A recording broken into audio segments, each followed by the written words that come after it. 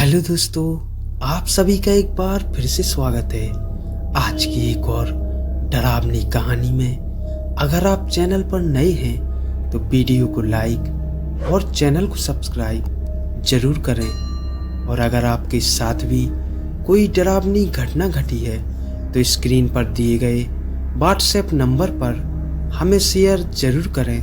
तो चलिए कहानी शुरू करते हैं।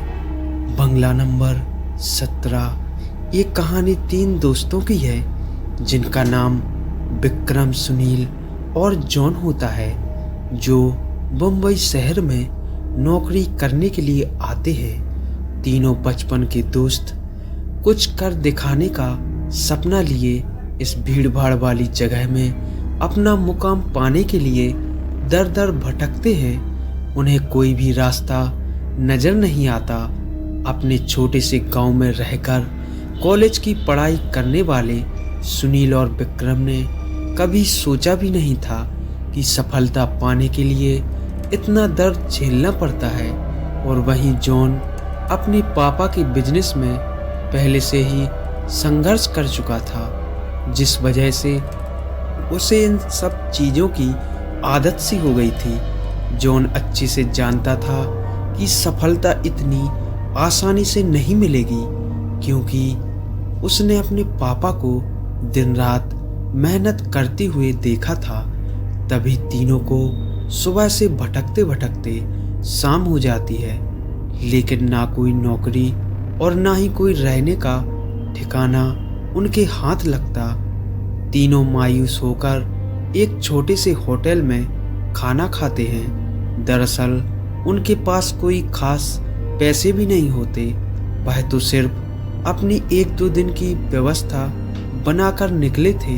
उन्हें लगा था कि आते ही उनके लिए के साथ कोई चमत्कार होगा और उनको नौकरी मिल जाएगी। तीनों एक बिल्डिंग के पास पहुंच जाते हैं। कुछ देर बाद सभी बिल्डिंग के गेट के पास बैठ जाते हैं। 1-2 घंटा बैठे हुए गुजर जाते हैं। तभी बिल्डिंग के चौकीदार की नज़र उन पर पड़ती है और वह जोर की आवाज़ में उन्हें डांटते हुए कहता है, कौन हो तुम लोग? यहाँ क्यों बैठे हो? तीनों अजनबी शहर में किसी को पहचानते नहीं और ना ही उनका कोई ठिकाना है। तीनों अपनी जगह पर जल्दी खड़े हो जाते हैं और अपनी बात चौकीदार को बताते हैं। चौकीदार को तीनों की हालत देखकर उन पर तरस आता है। उसे एहसास होता है कि कुछ सालों पहले ऐसे ही वह काम मांगने आया था, तभी किसी ने उसे सहारा दिया था और आज कम से कम वह इतने बड़े शहर में छोटे से काम के साथ जीवन यापन कर पा रहा है। जॉन उन तीनों में थोड़ा समझदार होता है। वह चौकीदार से कहीं रहने की जुगाड़ की बात कहता है, क्योंकि उसे पता है कि अभी उनकी हालत किराया देने की नहीं है, तो उन्हें कोई किराया से कमरा क्यों देगा। तभी चौकीदार अपने एक दोस्त से फोन पर बात करता है, जो वहीं से कुछ ही दूर बंगला नंबर 17 में सफाई का काम करता है। चौकीदार अपने दोस्त को सारी बात बताता है। तभी उसका दोस्त कहता है कि मेरे साहब तो अपने परिवार के साथ 2 महीने के लिए बाहर गए हैं, तब तक मैं रहने का इंतजाम कर सकता हूँ। यह बात सुनकर तीनों दोस्त बहुत खुश हो जाते हैं और वह जल्दी से चौकीदार से कहते हैं कि आप हमें बता दीजिए हम उनके पास कैसे पहुँच सकते हैं। चौकीदार कहता है कि वह बंगला थोड़ा दूर है, रात को वहाँ कोई टैक्सी ऑटो भी नहीं मिलेगा। आज तुम लोग यहीं सो जाओ, कल सुबह हम साथ चलेंगे। तीनों उसकी बात मान जाते हैं। सुबह उठते ही तीनों चौकीदार के साथ बंगले में पहुँच जाते हैं। बंगले की खूबसूरती देखकर तीनों दोस्त हक्का बक्का रह जाते हैं। उन्हें यकीन नहीं होता कि उन्हें इतने अच्छे बंगले में रहने का मौका मिलेगा। बंगले का नौकर तीनों दोस्तों को गेस्ट रूम में ले जाता है। तीनों दोस्त रूम में पहुंचकर राहत की सांस लेते हैं। जल्दी से तीनों नहाकर तैयार हो जाते हैं और काम की तलाश में निकल जाते हैं। अब रहने का तो ठिकाना लग चुका था, तलाश थी तो केवल अच्छे काम की जिससे उनका गुजारा चल सके। लेकिन आज भी उनके साथ वही होता है।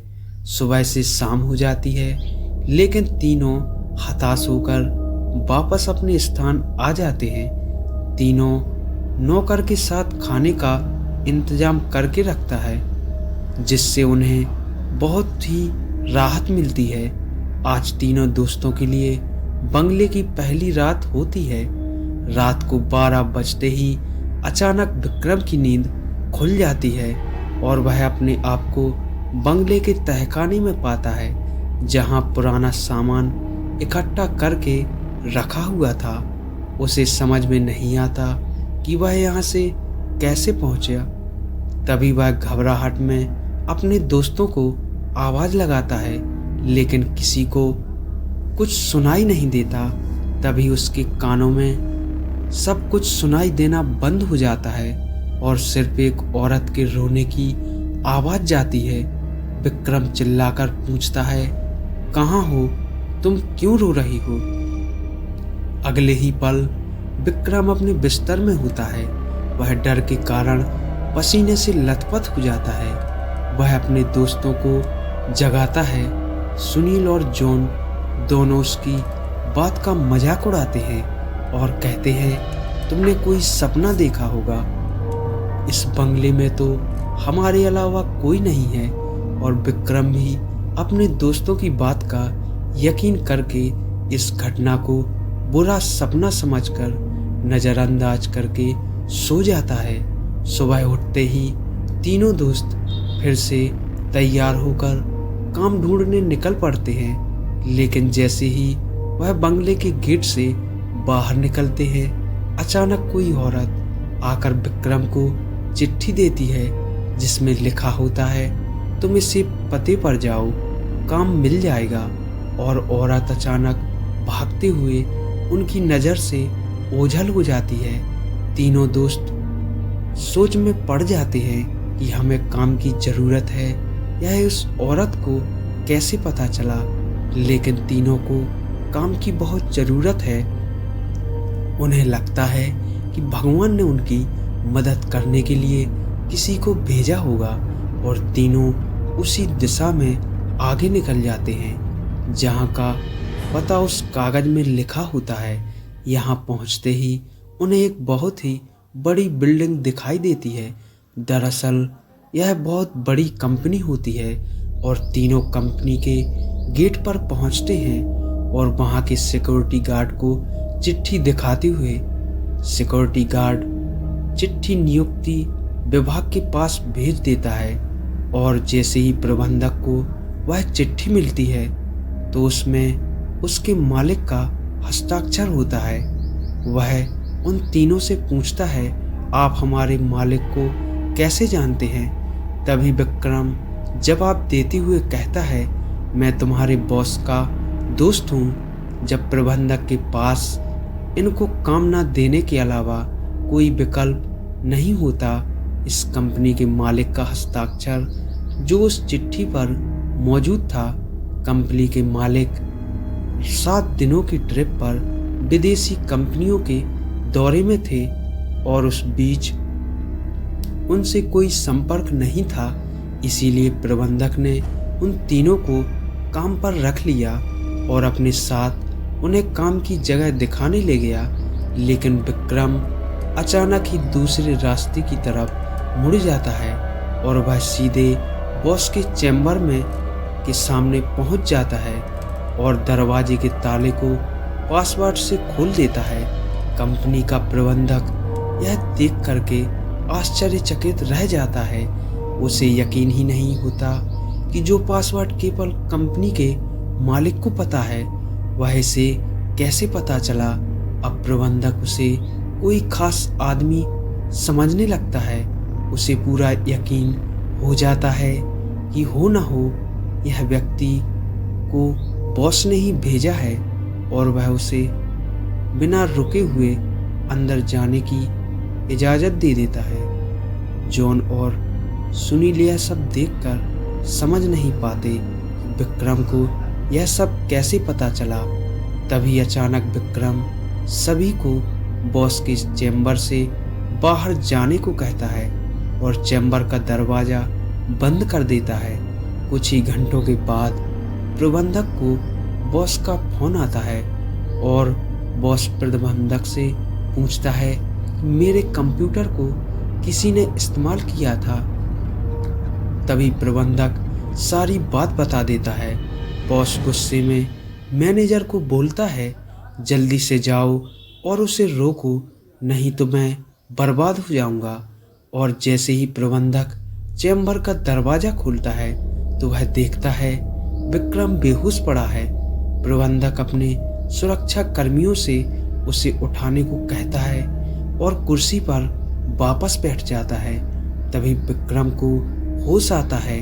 प्रबंधक गुस्से में विक्रम को बोलता है कि तुमने क्या किया, मेरे बॉस बहुत नाराज हैं। लेकिन विक्रम को कुछ याद ही नहीं कि वह अपने बंगले के गेट से यहाँ तक कैसे आया।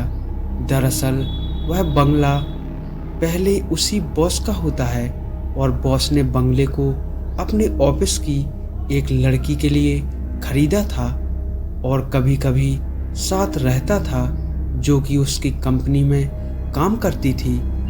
बॉस पहले से ही शादीशुदा था और यह बात अच्छे से जानता था कि एक ना एक दिन वह लड़की उसके लिए खतरा बन सकती है। इसीलिए वह उसकी निजी अश्लील वीडियो रिकॉर्ड कर लेता है। और जब एक दिन लड़की को यह बात पता चलती है तो दोनों में खींचातानी करते हुए लड़की के सिर में चोट लग जाती है और वह दम तोड़ देती है। बॉस बंगले के गार्डन में ही लड़की को दफना देता है और लड़की की मौत के साथ ही उसका राज दफन हो जाता है। लेकिन जब उस बंगले में तीनों दोस्त हमें आते हैं तो विक्रम गार्डन में घूमते घूमते उस जगह पर अपना पैर रख देता है जहां उस लड़की को दफनाया गया था, जिस वजह से उस लड़की का सीधा संपर्क विक्रम से बन जाता है। वह विक्रम के अंदर प्रवेश कर जाती है और उसे काबू में करके अपना बदला लेने के लिए ऑफिस में प्रवेश करती है और बॉस की काली करतूतों को इंटरनेट में वायरल कर देती है। बॉस को विदेश से ही गिरफ्तार कर लिया जाता है। उसका काला चिट्ठा सबके सामने खुल जाता है और वह बेनकाब हो जाता है। उस लड़की ने मरने के बाद भी अपना बदला ले लिया। अब शायद उसकी आत्मा को शांति मिल जाएगी। तीनों दोस्त उस बंगले को पूरा सपना समझकर भूल जाते हैं और इस दर्दनाक भूतिया कहानी का अंत हो जाता है। दोस्तों, यह कहानी आपको कैसी लगी कमेंट में हमें ज़रूर बताएं और वीडियो को लाइक और चैनल को सब्सक्राइब ज़रूर करें। धन्यवाद।